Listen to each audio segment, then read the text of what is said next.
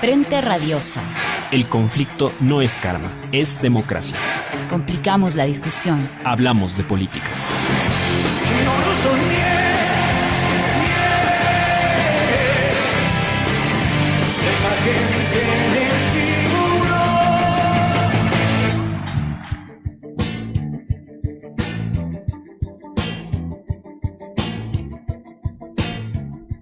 Hola con todas y todos, bienvenidos a Frente Radiosa, un espacio que, como lo decimos semana tras semana, está comprometido con debatir y agitar la política. Soy Gonzalo Criollo y los acompañaré en la conducción de este programa este lunes 21 de agosto de 2023. Comenzamos con Frente Radiosa. Recordamos que estamos en vivo a través del dial de Radio Pichincha, 95.3 FM y 94.5 para el noroccidente de esta provincia.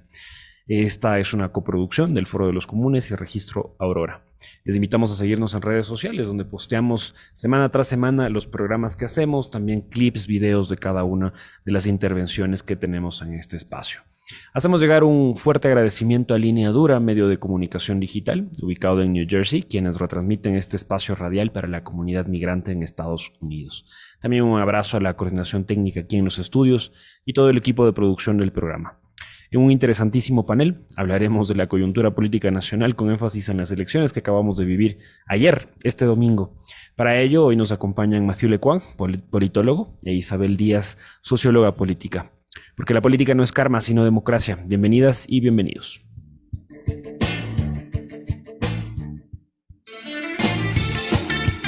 Política de frente, porque la política es cambio y conflicto.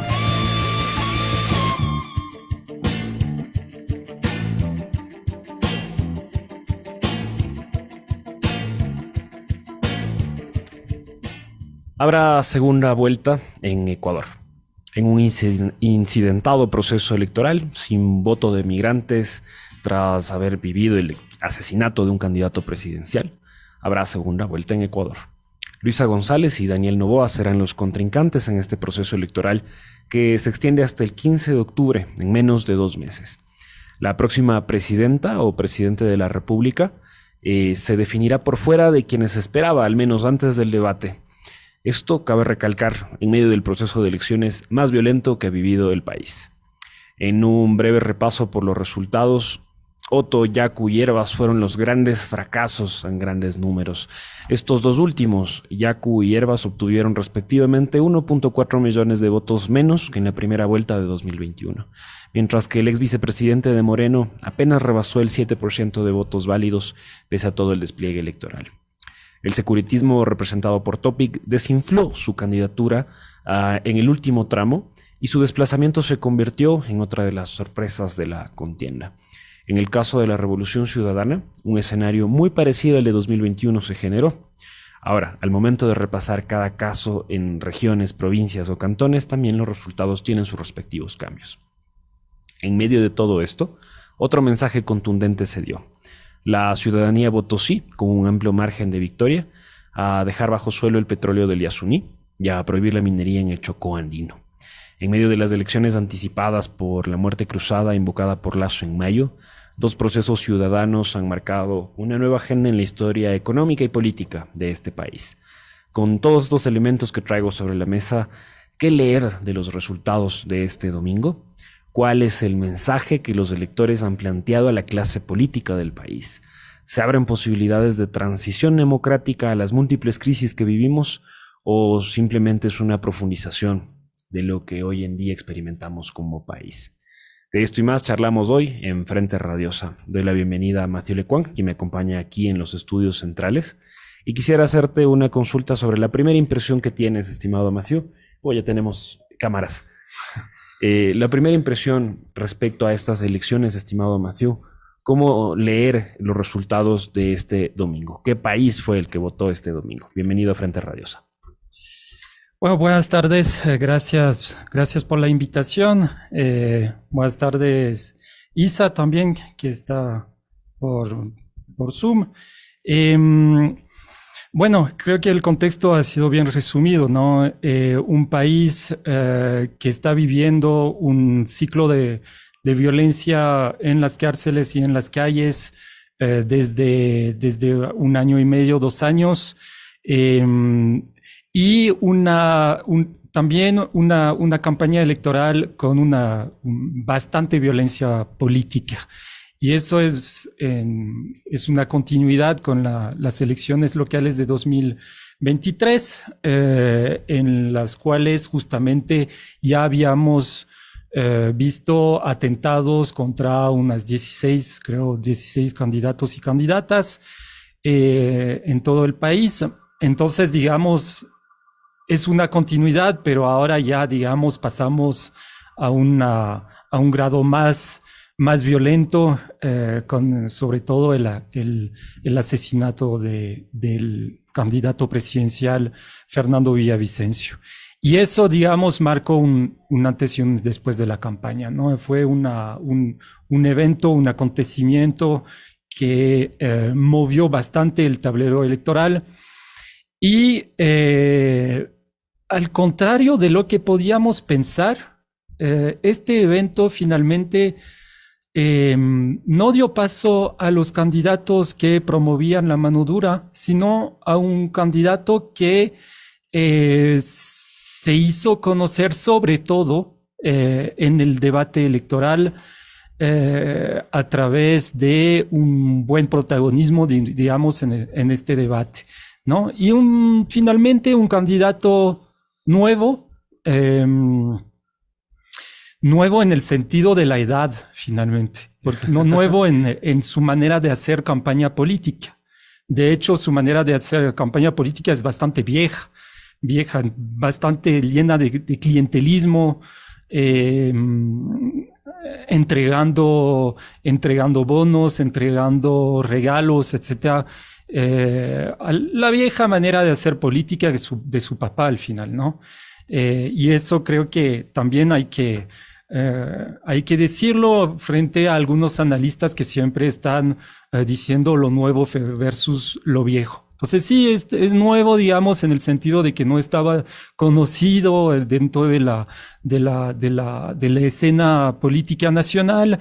Es nuevo por su edad, pero a nivel de, digamos, su manera de hacer campaña, Noboa no es nada nuevo, todo lo contrario. Además, atrás de él, con muchísima plata y, digamos, gente que tiene presencia en territorio, no solo gente, pero también una parte de la izquierda democrática, bueno, etcétera, etcétera. Entonces, digamos, a nivel de novedad no es tanto nuevo, ¿no?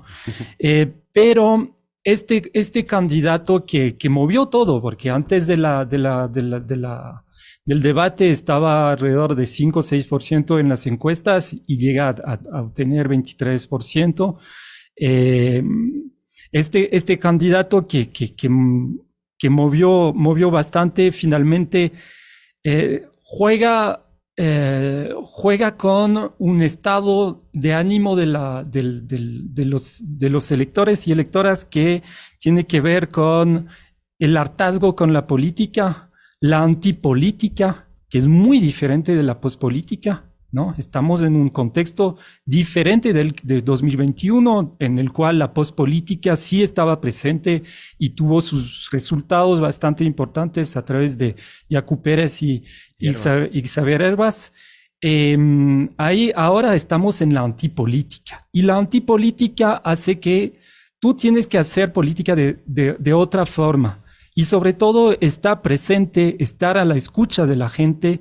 La gente necesita ser escuchada, tomada en cuenta, necesita que resuelva sus problemas, ¿no? Ya no es el Javier Herbas haciendo trotineta en TikTok para hacerse conocer. Después había toda una red en territorio que hizo el trabajo político, pero para hacerse conocer. No es eso, sino más bien personas que proponen respuestas a problemas de la vida cotidiana de la gente. Y creo que eso Daniel Noboa supo capitalizar sobre eso para ir más allá de esta confrontación estéril, y que además domina la política ecuatoriana desde algunos años, del correísmo, anticorreísmo, ¿no? Él supo finalmente ponerse por encima de esta fractura sin, digamos, estar por fuera de esta fractura, pero ponerse por encima, no entrar en los juegos politiqueros, digamos, de confrontación dura y finalmente pasar por alguien bien preparado, bien nuevo, pero que quizás a lo largo de esta entrevista vamos a ver que tiene otros problemas que finalmente no va a ser tan fácil para él en la segunda vuelta. Gracias, Matthew. Quiero darte la bienvenida también a Isabel, quien nos acompaña desde por Zoom. Y un poco la misma pregunta que le hacía Matthew, finalmente, y conecto con esta intervención. Este ascenso de Daniel Noboa no se da de manera aleatoria, no pasa simplemente tras un debate, sino que el debate, el ascenso de Noboa responden también al shock vivido tras el asesinato de Villavicencio. Hay que colocar ese tema sobre la mesa también. Sobre esa base, con este antecedente, te vuelvo a consultar en qué escenario se da esta elección. ¿Cuál es el país que votó el domingo en Ecuador? Muchas gracias, Gonzalo. ¿Qué tal? Un gusto estar Ayúdanos aquí. con tu micrófono, por favor. Está prendido mi micrófono. ¿Me Ahí escuchan te ahí? escucho. Muchas gracias, sí. Ok, bueno, les saludaba en todo caso. Yo voy a intentar también conectar con algunas de las ideas que ha situado también Matt. En general estoy de acuerdo con lo que ella decía, ¿no? Evidentemente estas elecciones son atípicas, no solo porque fueron adelantadas, sino también por el contexto de violencia en el que se viven. Los ecuatorianos, las ecuatorianas fuimos a votar con miedo, también sin migrantes, ¿no? Que es algo que hay que situar, todo el escándalo del voto en el exterior. Pero a pesar de todo aquello, también decir que finalmente la cantidad de gente que se volcó a las urnas nos habla de que a pesar del miedo, de las pocas certezas que hay políticamente en el país hoy por hoy, la gente sigue creyendo en la política, finalmente acudió a votar, incluso en una provincia tan golpeada como Esmeraldas, ¿no? Casi el 80%. Habiendo dicho esto, yo concuerdo con Matt en el sentido de que es importante y vale la pena recalcar que a pesar del contexto, este ciclo de violencia que vivimos, finalmente no fue Topic, no fue el Bukele ecuatoriano quien pasa a la segunda vuelta. Entonces también resaltar ahí que no es tan evidente esta aparente derechización de la sociedad ecuatoriana en su conjunto. Habrá que ver dónde se concentró la votación de Topic, por ejemplo, a nivel territorial. Pero eso vale la pena recalcarlo, ¿no? Finalmente, los dos candidatos que pasan a segunda vuelta, si bien en ambos casos estuvo presente la retórica de la mano firme contra la inseguridad, en ningún caso fue la campaña de bala como la de Topic, por ponerlo en términos muy coloquiales. Y eso creo que también es importante situar.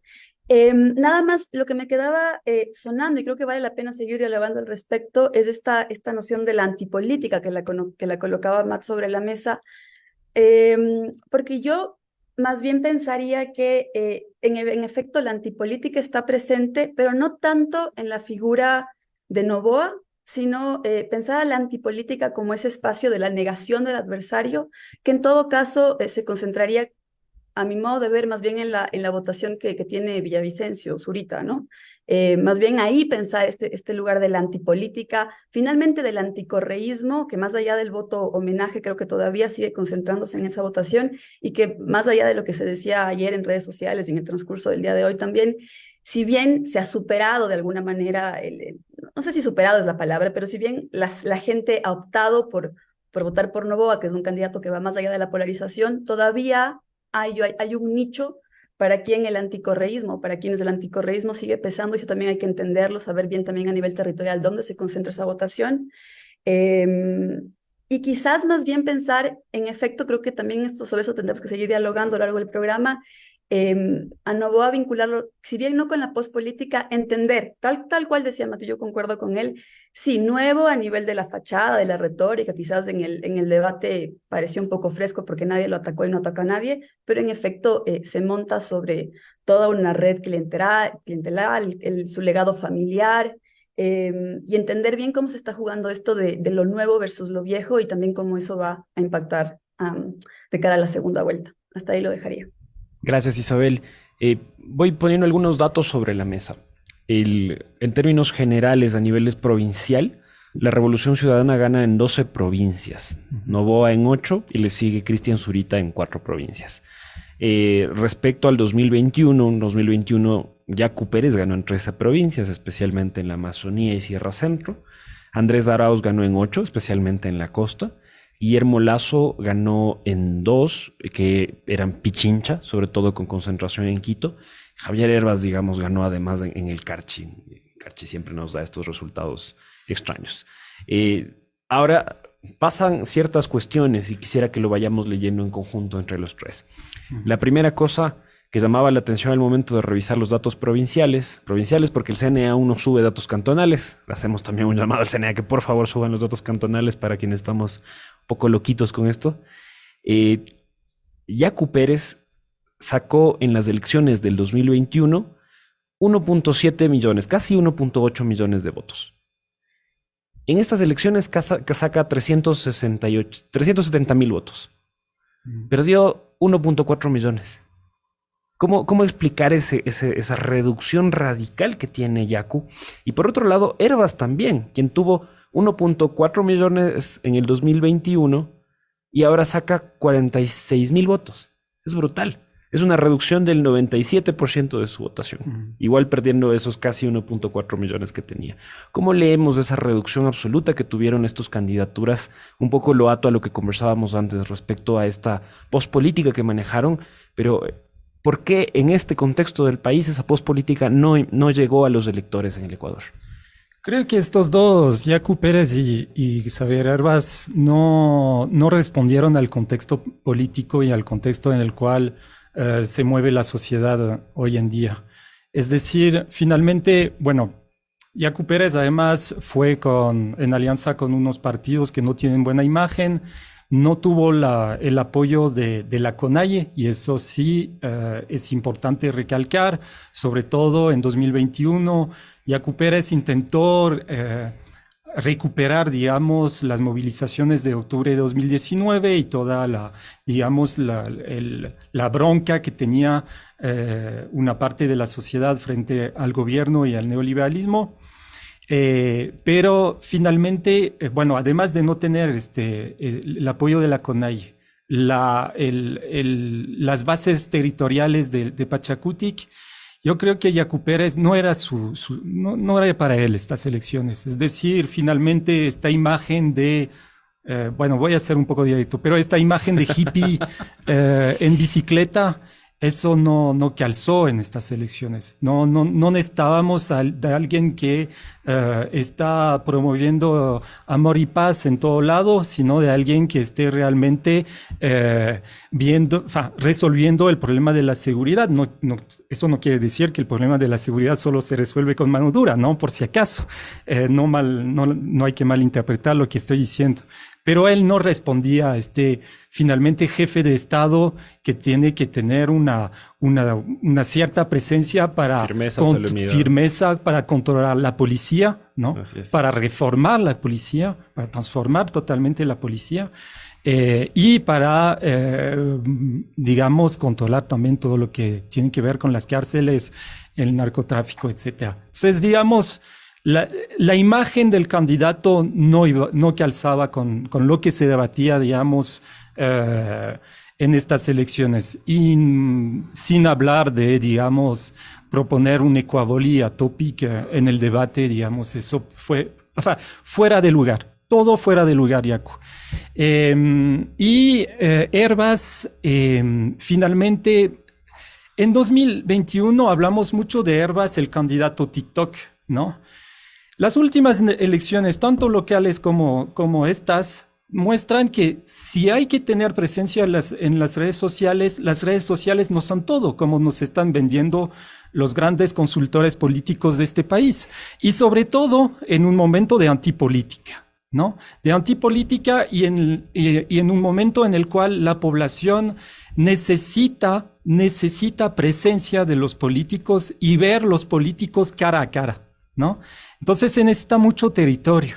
Lo que no hemos analizado de 2021 y de Javier Herbas es que sí hizo un trabajo territorial a través de la izquierda democrática, ¿no? Y por eso vemos que gana el Carchi, tenía buenos resultados en Pichincha, en Loja. Es decir, para resumir, en el oro también en los bastiones históricos de la izquierda democrática. Entonces, eso benefició bastante a Javier Hervás. Y en estas elecciones igual, no se lo vio, estaba con un nuevo movimiento. En el debate fue bastante apagado, no resaltó en ningún momento de las elecciones y no supo reaccionar además en el evento fuerte de estas elecciones, que fue el asesinato de Villavicencio. Una repregunta que tal vez nos va a dar una discusión bien amplia y para varias hipótesis. ¿A dónde se fueron esos votos? Que son casi 3 millones de votos que perdieron estos dos candidatos. Bueno, no sé, no todavía, como bien dijiste, y no hay que agradecer al Consejo Nacional Electoral. Yo, la verdad, nunca entenderé el por qué el Consejo Nacional Electoral se siente obligado de cambiar la página web a cada elección. Nunca entenderé, eso es. Pero nos dificulta mucho para el análisis político territorial. Las personas que, digamos, analizamos la política también basado en lo empírico, porque bueno, para analistas que intervienen justo después de las elecciones y que hablan sin cifras, eso hay un montón, ¿no? Pero a lo que quiero llegar es que todavía, digamos, todo solo tenemos a nivel provincial. Si te hablo de número de votos, te diría, bueno, una parte se fue a Noboa, ¿no? Y eso hace que finalmente la votación a favor de Noboa no es una votación dura, ¿no? Es decir, que al final, al inicio de la segunda vuelta, Noboa tendrá que asegurarse de esta votación. Porque al final la gente votó por Noboa por, bueno, el candidato fresco, el nuevo outsider, pero ¿qué se sabe de Noboa? Noboa, ¿qué está proponiendo a nivel de seguridad? Noboa, ¿qué está proponiendo para crear empleos? Noboa, ¿quién tiene atrás de él? Es decir, ¿cuál es su equipo político, económico, de asesores? Etcétera, etcétera. ¿De dónde viene Noboa? Entonces, lo que quiero decir es que esta votación, este 23% más o menos que obtuvo Noboa en primera vuelta, no es un voto duro a favor de Noboa. Son personas que podría muy bien cambiar de voto si ven que finalmente Noboa no respondía a sus expectativas, que eso todavía queda por analizar, ¿no? Y ahí es muy importante, más allá de los resultados electorales, lo que es muy importante para saber las razones del voto de la población son las encuestas postelectorales, que nos van a dar justamente este insumo de ¿por qué votaron Noboa y no Topic en un momento de, digamos, de violencia extrema? Sí. Entonces, todo eso no deja, podemos emitir hipótesis, ¿no? Lo que estamos haciendo un poco ahorita. Podemos ver un poco retrospectivamente qué ha podido funcionar. Podemos analizar el estado de la sociedad, el fuerte porcentaje de indecisión que había a una semana de las elecciones, lo que hace más importante el debate, el debate electoral, evidentemente.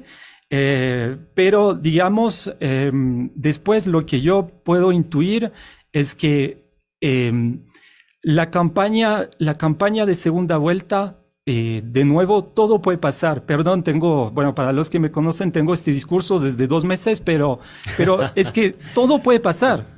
¿Quién pensaba que iban a asesinar a un candidato presidencial? Así es. ¿Quién pensaba que Noboa iba a estar en segunda vuelta? La persona que me dice yo, no es verdad. Bueno, las personas que sí tenían acceso a las encuestas hasta el final sí podían prever. Pero, digamos, todo puede pasar. Y en 2 meses de campaña todavía todo puede pasar. Espero que no lo peor. Gracias, Matt. Fuerte. Isabel, quiero ir contigo sobre otro candidato que finalmente acojo lo que mencionabas antes respecto a la antipolítica. Y está Cristian Zurita / Fernando Villavicencio, quien termina recogiendo un tercer lugar, sorpresivamente rebasando a Topic, ¿no? Finalmente se esperaba a Topic como segundo, terminó cuarto. Y en ese tercer lugar está Cristian Zurita. ¿Qué representa el voto hacia Cristian Zurita? ¿Es este pésame por lo que pasó con Villavicencio? ¿Hay un voto también antipolítico en ese espacio? y este fuerte, ¿qué puede representar este fuerte bloque en la Asamblea además que va a obtener finalmente? Por favor, te escuchamos. Muchas gracias. Ya vuelvo sobre Zurita y su bloque en la Asamblea. Solo quería complementar algo a lo que mencionaba Matt en torno a Yacu y Herbas, que además tiene que ver con este clivaje de lo nuevo versus lo viejo. Yo creo que eso también es importante decirlo, ¿no? Estas figuras que se venden como lo nuevo, finalmente no hay tal. Como bien decía Matt, que creo que hay que subrayarlo bastante, tienen trabajo en territorio, tanto así que ahora que regresan ya sin la CONAI o sin la ID, etcétera, no dan para más. Y eso no es menor, incluso pensando en que insistir que Novoa no es del todo nuevo, que tiene un trabajo hecho que hay que entender para también saber cómo uno puede confrontar aquello.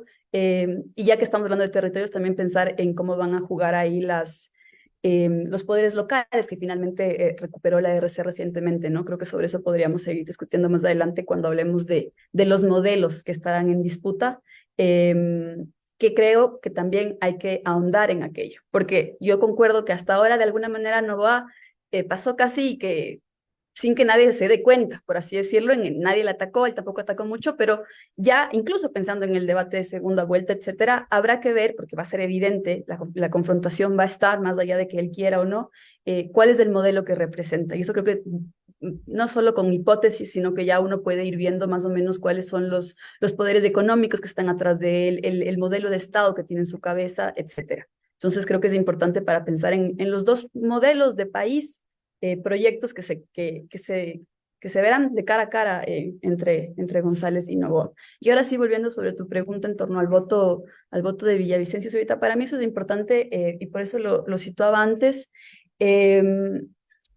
En efecto, como decía, ayer, bueno, luego de que se cerraran las urnas, etcétera, se habló mucho de que el clivaje correísmo-anticorreísmo había caducado, que por fin habíamos superado la polarización, y finalmente el voto que obtiene Villavicencio, que no es menor, yo sí creo que más allá del voto de homenaje, que bueno, eso habrá que ver si se puede diferenciar, pero en su núcleo duro es un voto profundamente anticorreísta. ¿Y esto qué implica decir anticorreísmo? Es antipopulismo, pero el populismo en el sentido más nacional popular del término. Es un voto que niega a su adversario político y que de alguna manera, por ahí escuchaba, también representa esta radicalización de las derechas ecuatorianas. Y hay que entender por dónde va aquello. Y evidentemente, con un bloque tan fuerte en la Asamblea, con...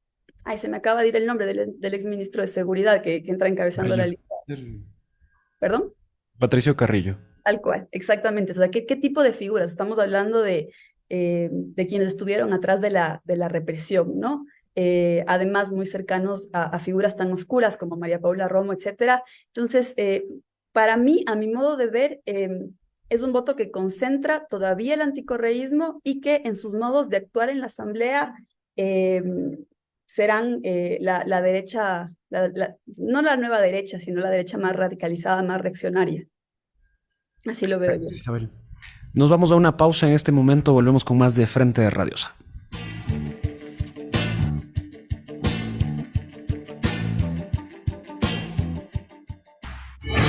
Porque la política no es calma, sino democracia. Debatimos de frente. Todos los lunes por la 95.3 FM y 94.5 para el noroccidente en Radio Pichincha.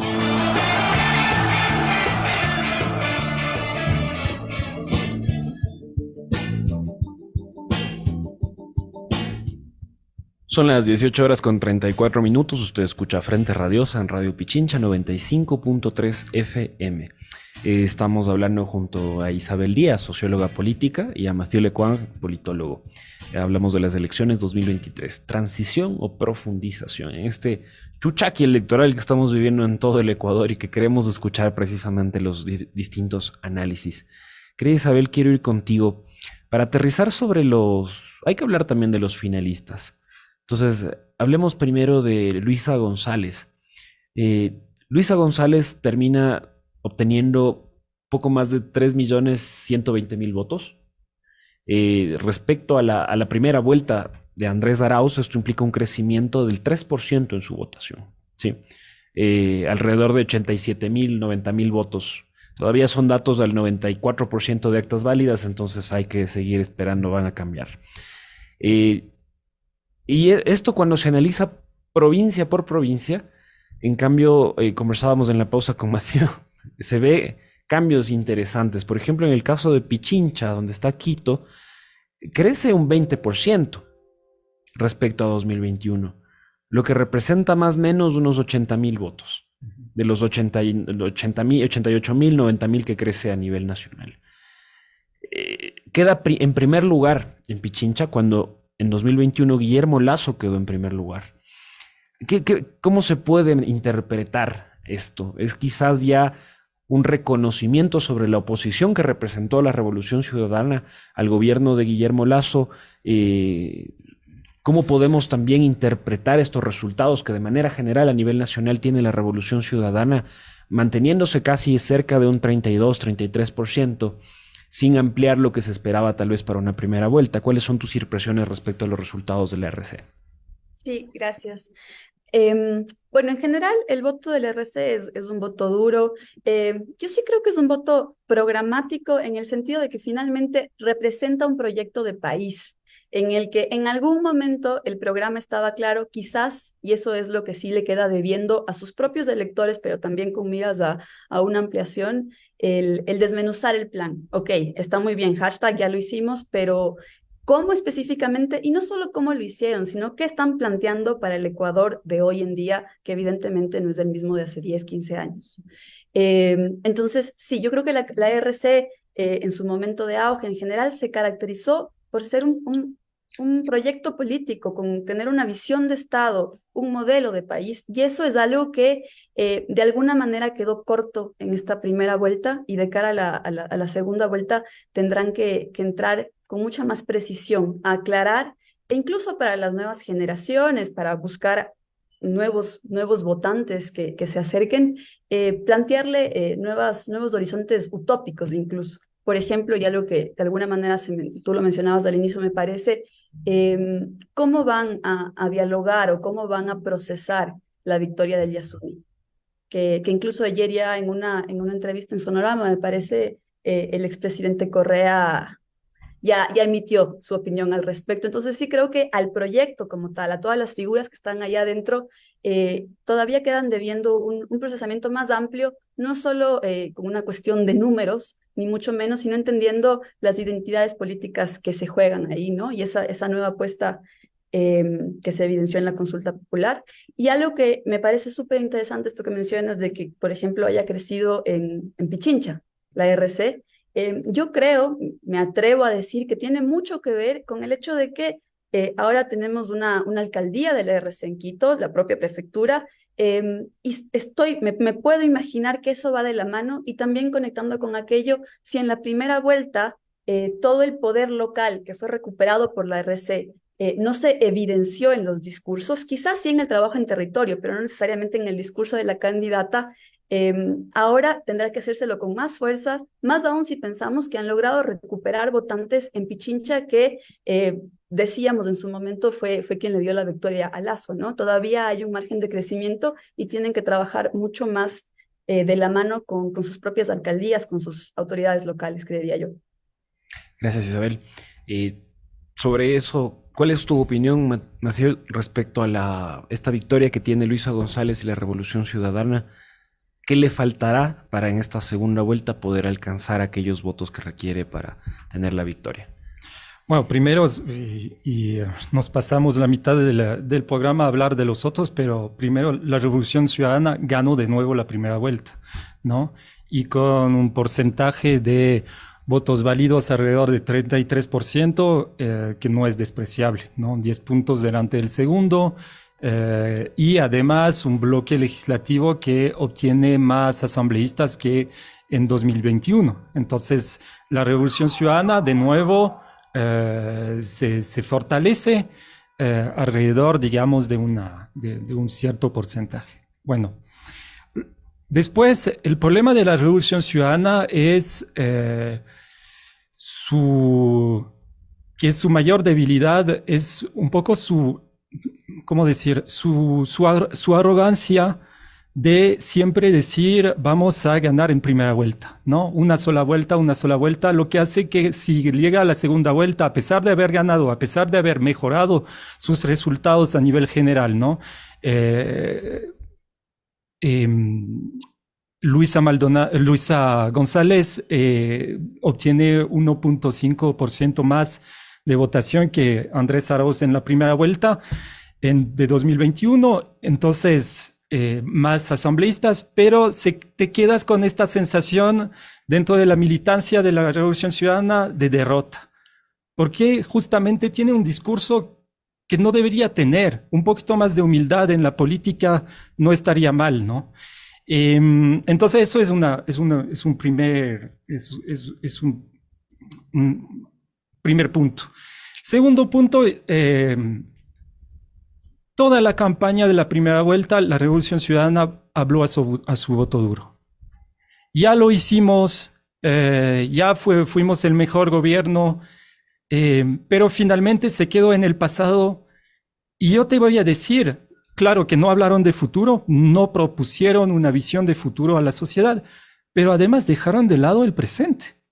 Es decir, la Revolución Ciudadana tenía que surfear más o menos sobre la ola de su victoria de las elecciones locales de 2023, en las cuales gana en Quito, gana en Guayaquil, gana en Guayas, se queda en Manabí, se queda en Pichincha, gana en las grandes ciudades y en las grandes provincias del país y no utiliza esta fortaleza y esta base política y electoral. Entonces, y bien lo ha dicho Aquiles Álvarez, ¿no? Ya lo hicimos, pero también ya lo estamos haciendo y ya lo vamos a hacer.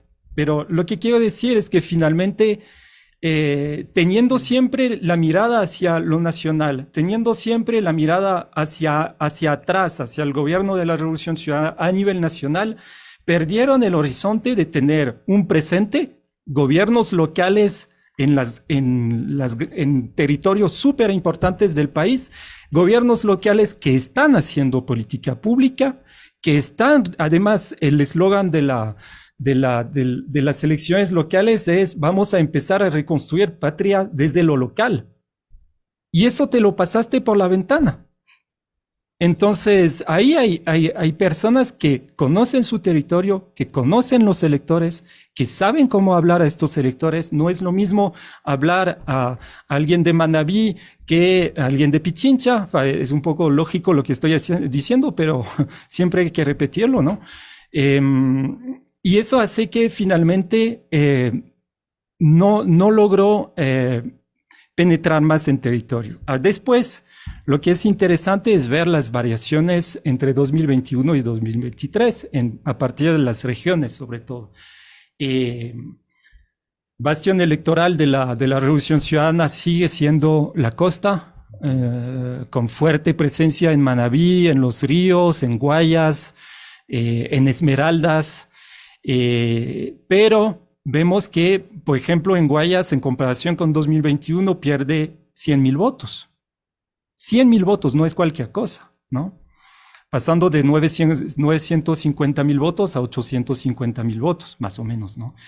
Entonces eso no es cualquier cosa. Lo que hace que finalmente vemos que a nivel regional, la Revolución Ciudadana tenía 37% con Andrés Arauz en 2021, 37% de los votos totales, es decir, el conjunto de los votos, entendiendo, incluido votos nulos y blancos. Y Luisa González obtuvo 36%, entonces perdió un punto ahí, ¿no? Pero sigue siendo un bastión electoral muy fuerte. En la Sierra, Andrés Arauz había tenido, de hecho, los peores resultados en su elección, 18.5% en 2021. Hoy, ayer, Luisa González obtuvo 23%. Entonces vemos que está subiendo un poco en la sierra, y eso tiene que ver con aumento o crecimiento, como bien lo dijiste, en Pichincha, crecimiento en Azuay, crecimiento en Imbabura, pero vemos que todavía en la Sierra Centro, la Revolución Ciudadana, si bien sube sube su votación, pero su votación queda muy débil. Y para terminar, la votación en la Amazonía, en 2021 Andrés Arauz obtuvo más o menos 20%, y ayer Luisa González obtuvo 27%. Igual, la Amazonía, que siempre ha sido un territorio bastante débil a nivel electoral para la Revolución Ciudadana, vemos que está mejorando bastante, y eso tiene que ver con la votación, sobre todo en Sucumbíos y Orellana, ¿no? En Sucumbíos obtiene más de 40% de la votación. En Orellana también gana y está en empate, digamos, por el momento no tenemos todos los resultados, en empate con Villavicencio en Morona, Santiago. Pero ahí Luisa González recuperó bastante la votación de la Revolución Ciudadana, y veremos cómo va a evolucionar eso. Gracias, Mathieu. Hemos repasado un poco a todos los candidatos, binomios. Ahora yo quiero ir con el binomio ganador de este domingo, que fueron el Yasuní y el Chocó andino. También fueron un resultado electoral importante dentro del contexto, además, en el que nos estábamos jugando. Sobre esa base, Isabel, yo quería consultarte, ¿cuáles son tus reflexiones respecto a esta votación? ¿Qué mensaje se está dando al momento de que tanto la consulta del Yasuní como la del Chocó están ganando con más del 60%? En el caso del Yasuní llegaba al 67% incluso. ¿Cómo leemos también esto? Y este nuevo público al que después tanto Daniel Noboa como Luisa González tienen que hablarle y enviar un mensaje concreto sobre ello, como tú decías antes. Sí, bueno, ahí más bien quien es experto en torno a temas de Yasuní y de post-extractivismo es Matt. Le quisiera oír yo también luego. Mis reflexiones muy breves al respecto, que ya lo decía antes. Finalmente en el debate Noboa fue claro al respecto, más bien en lógica de números dijo por qué iba a votar que sí. La RC es todavía, si no escéptica, incluso contraria al tema de la consulta.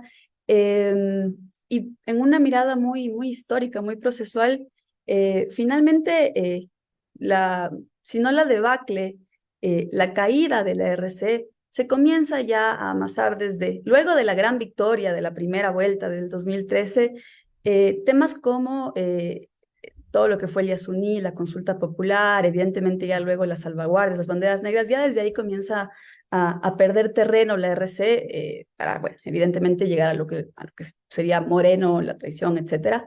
Pero no es menor porque es algo que creo yo se debe debatir a la interna de un proyecto político que finalmente, como siempre lo hemos dicho, está en disputa.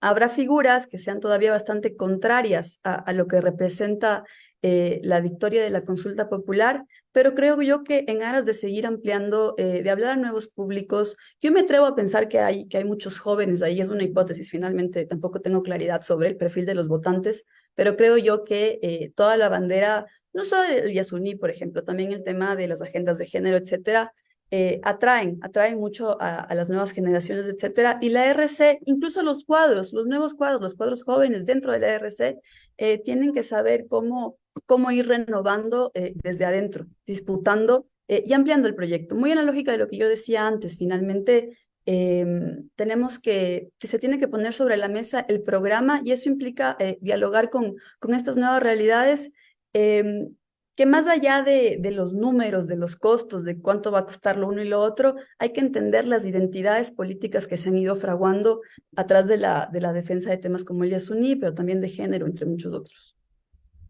Gracias, Isabel. Matt, ¿cuál es tu lectura, tu apreciación respecto a la victoria que tuvo tanto el Chocó como el Yasuní este domingo?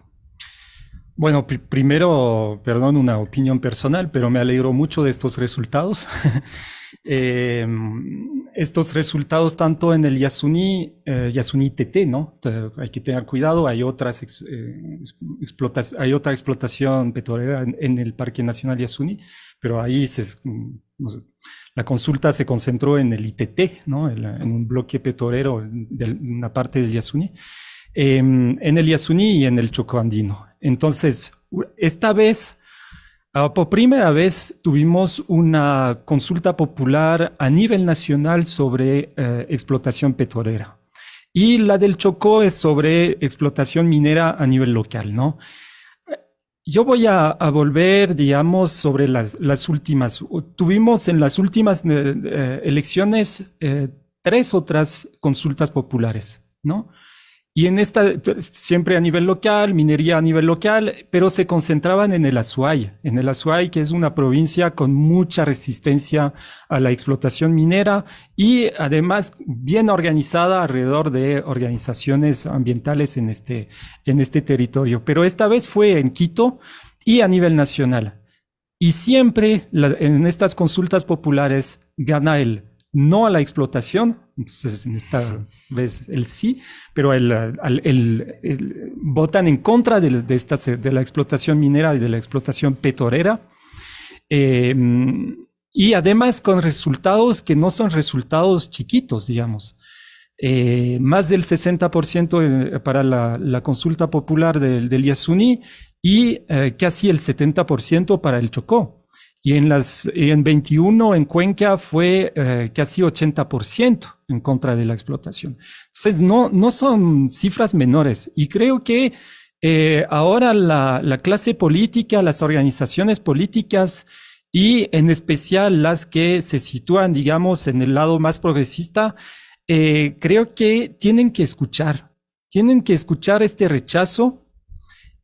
Porque una cosa, digamos, es rechazar a nivel local y es un poco el efecto, lo que llamamos en política pública el efecto NIMBY, ¿no? Es decir, no en mi patio trasero, finalmente, no al lado de mi casa, ¿no? No quiero explotación al lado de mi casa porque, bueno, me genera consecuencias negativas para mi vida cotidiana, digamos, ¿no? Que sea ruido, contaminación, destrucción del paisaje, etcétera, etcétera. Incluso consecuencias negativas a nivel social, etc. Pero esta vez fue rechazada a nivel nacional. Y la explotación petrolera que tiene mejor imagen, digamos, en el país y que está bien dentro del sentido común de la sociedad ecuatoriana, que no es el caso de la explotación minera. Entonces creo que hay que escuchar y además me fui a ver un poco los resultados, todavía no hay todos los resultados, pero es interesante porque yo pensaba, por ejemplo, que iba a haber bastante votos blancos o votos nulos, porque finalmente no hubo mucha mediatización alrededor de esta pregunta. Y al final había menos votos blancos y nulos que en las elecciones para asambleístas, por ejemplo, asambleístas nacionales. Entonces, eso quiere decir algo. La gente quiso votar y se decidió, ¿no? Entonces, no puedes venir el día después a decir, bueno, por su culpa todos los ecuatorianos vamos a meter plata de nuestro bolsillo para ver la consecuencia de esta decisión. No puedes venir así.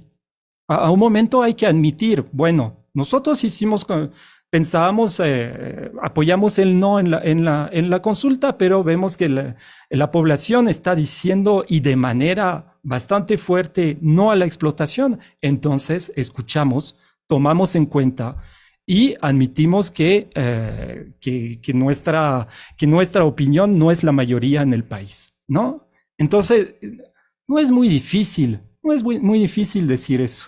Por favor, en política normalmente tú tienes que escuchar a tu población y eso no son encuestas, es una votación. Entonces, diciendo eso, yo creo que en la segunda vuelta, bueno, además, digamos, de los temas de seguridad, los temas de empleos, digamos, temas que realmente nos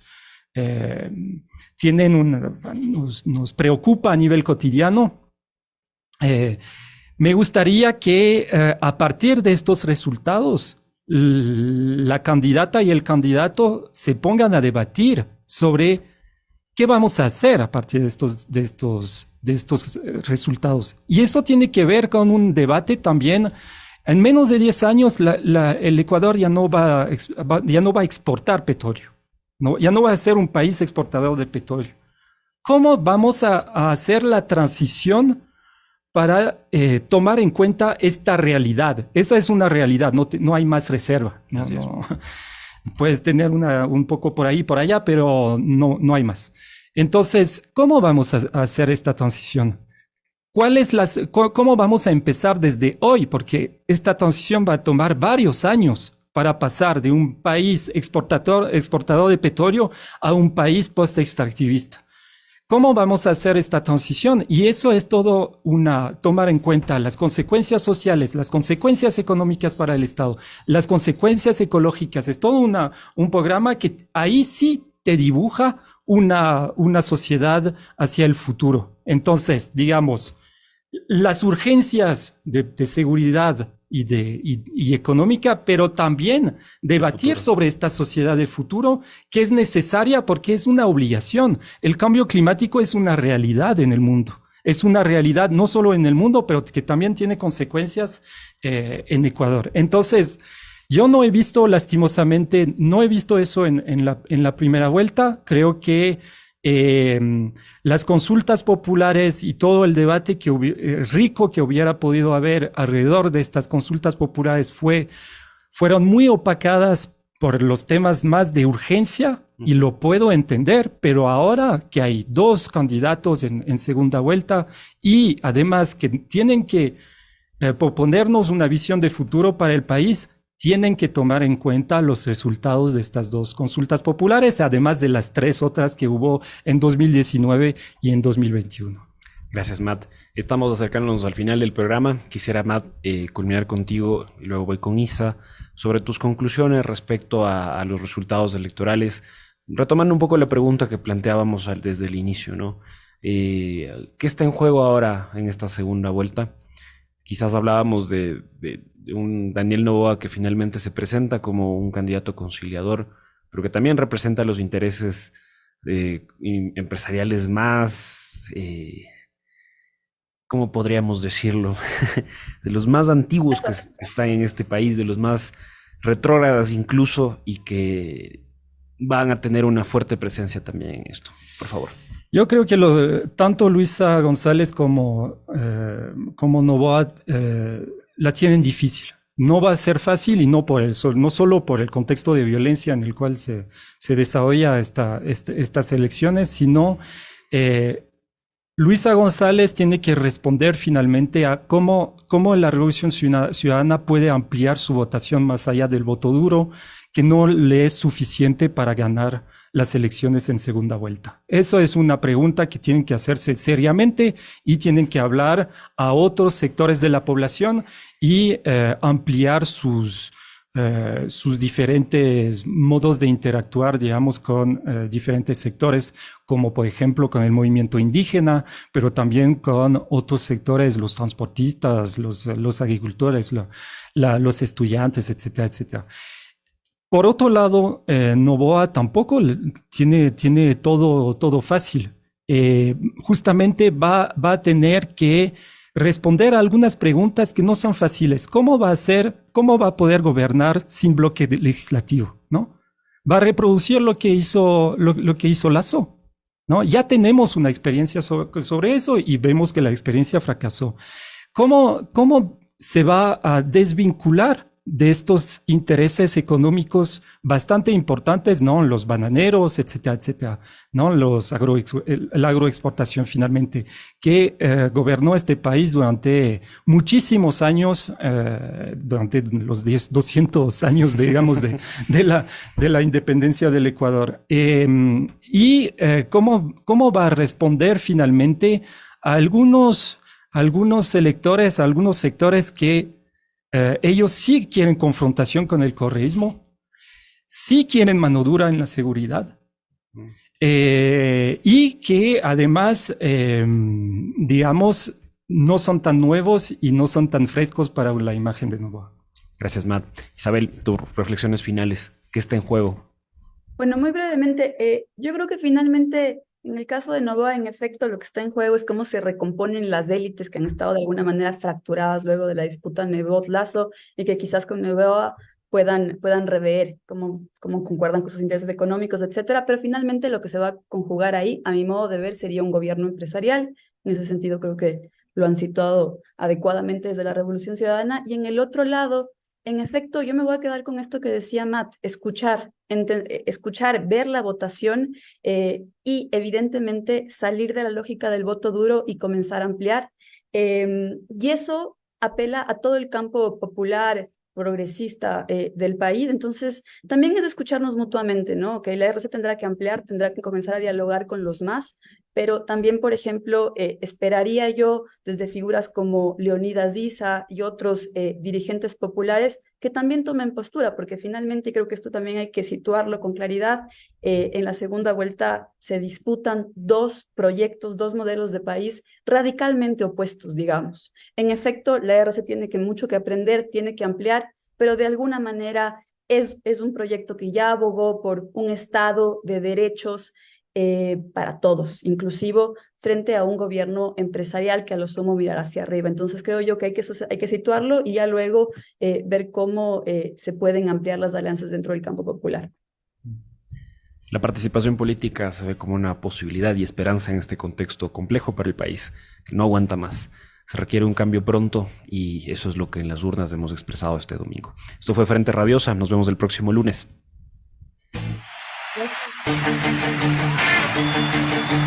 Una coproducción del Foro de los Comunes, Registro Aurora y Ecuador para Largo.